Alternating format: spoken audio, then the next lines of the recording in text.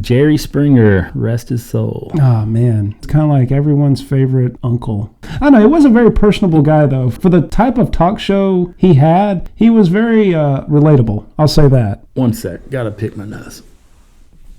That was longer than a second. His original, well, the thing that made his show was not even his concept. I'm sure you've seen like a documentary on how it came to be. No. He had more of a regular type of a talk show, Ricky Lake style or whatever. I'm not trying to compare him to that, but that was one of the... like Donahue, like it was just a talk show. That was the era that he was in. She was on at the same time. So. Anyway, some people devised a scheme and said, hey, let's go on there and fight. It was a guest idea.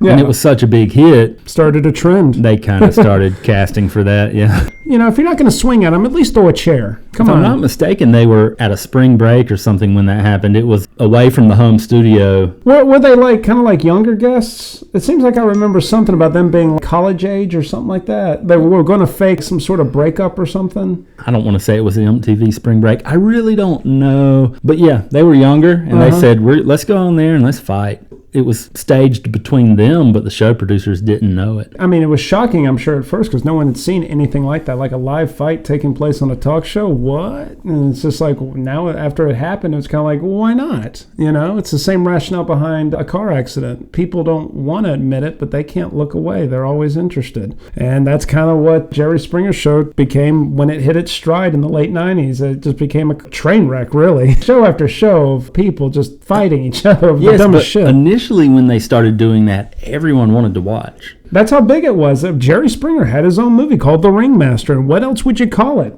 What else would you call it? Just look at Steve Wilkos. He got his own show based on the popularity of the other one. But regardless, when it swept the nation, it was a big thing at first. Yeah, it was definitely something no one expected and no one had ever seen before. I don't know his career and things like that, or what led him to the point of even having his show. Politics, and then being, I think, a local newsman or something like that. Newsman, wow, like who the hell calls a newsman? A newsman. I'm a sportsman, and this is a newsman. He ran for mayor of Cincinnati and served in the mid to late 70s. And then after that, he went for a Democratic nomination for governor, lost. And then after that, I think that was in the early 80s when he ended his political career, and he went into the local news and was a newscaster or a weatherman or something like that. I don't remember his exact role. A newsman. Yeah, a newsman. Just all around. And then that evolved somehow an opportunity into talk when talk shows started becoming a thing and bigger hits. And he became a talk fellow. A talksman.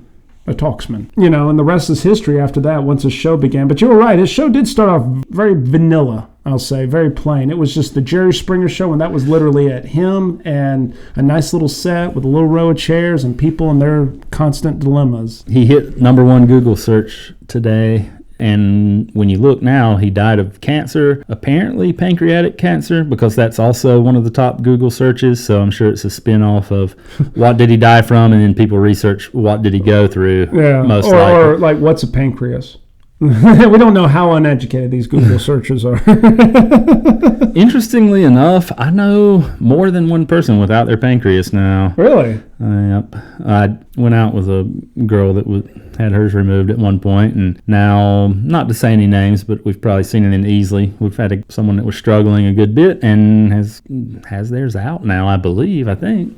Last post I saw was a positive report, at least. Oh, wait, yeah, I know who you're talking about now. Yeah. I graduated with him. I even had a drama class with him. Yeah, at least it's going well from what I saw. He's had quite an ordeal, though, man. Yeah, oh yeah. Yeah. And gosh, it can be that way with healthcare. It really can. If you're outside of the norm of what they treat, so you're in that 5 to 10% that's a little bit different, good luck. But yeah, if you're a little bit off of that typical diagnosis type, you get punted around a lot. Sadly, but you do. You get punted from one doctor to the next. Doctors are just workers like everybody else. If they can cut a corner or do something easier and still get paid for it, they're going to do it. Yeah, and it's no offense to a doctor, but sometimes I wish they were more prone to taking a personal interest in situations like that. See it through to completion. I hate to say, but I get the impression sometimes, at least for around here, it's the culture of the industry. Around here. Yeah. And that does make a difference. I've lived places, Texas and Vegas. I thought it was a little bit better. Here, it's like, I did everything I could do. I referred them to a specialist, and if that didn't figure it out, well. It's like, no, they got to charge me first for that referral. And then whatever they do from that referral at the other practice, then they'll charge me for that. And it's like, oh, okay. Well, that was my whole point, though. There is an ability for them to charge enough to make it worth their while to do what they can. And it might be annoying to them because it's not something they have a quick fix for, or they may jump to the conclusion to say, well, hypochondriac, let's get them shipped on out. But those office visits bill pretty high. Yeah. And it's enough to, no matter what the situation is, look pretty deep into it.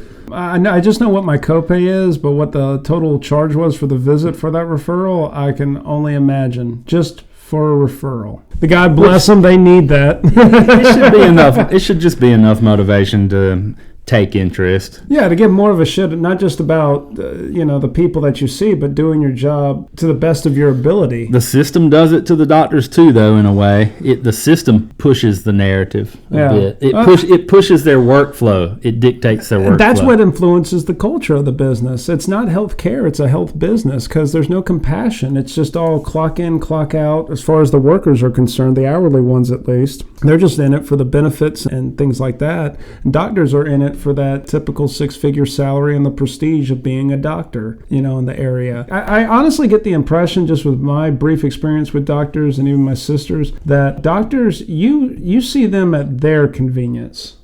If you got to go through surgery, it's at their convenience. Like, I love the fact that Fridays, good luck in seeing a doctor on a fucking Friday. That's a half day, assuming if they're even open at all. When did doctors decide, like, okay, Monday through Thursday, that's all we're going to do? Well, that can be their prerogative, but when you get in and see them and they charge $500 for a new patient visit, can't just punt. Yeah, well, I mean, what did the $5 to $100 really pay for? There's different types of punts, too. If it's not a good one, then you might have some more work to do. But you're back to square one. It's not me trying to be bitter. It goes back to the point, though, that you're in that 10% of things that are not as easy to diagnose and treat. You get kicked around a lot. I wish Jerry Springer did a show about that. But anyway, to reel it back in, Jerry Springer, ladies and gentlemen, what a life lived. 79 years young. My real healthcare talk is coming up. Build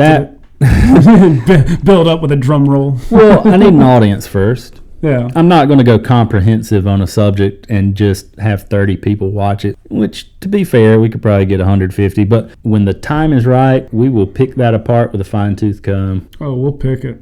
We'll pick it till it bleeds.